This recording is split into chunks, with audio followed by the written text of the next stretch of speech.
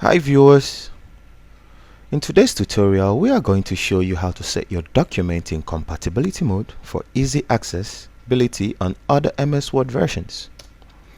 Oftentimes MS users tend to launch MS Word in the letter default format which PCs come with. This always causes disarrangement or clusters of type word because of different MS Word versions of other PCs, but in this tutorial today we will show you how to set your documents in compatibility mode. So we head straight to already saved document in our PC. If you take a look at the topmost, you will see that this work is saved in default mode, which is displaying Microsoft Word.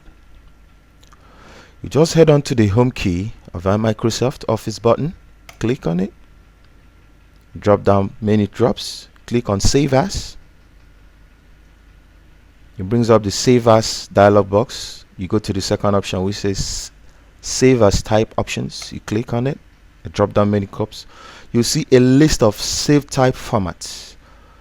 To be in compatibility mode, we select 97 to 2003 Word document and then we save. Now notice, immediately it changes to compatibility mode. As we can see here, it's now in compatibility mode. So with this,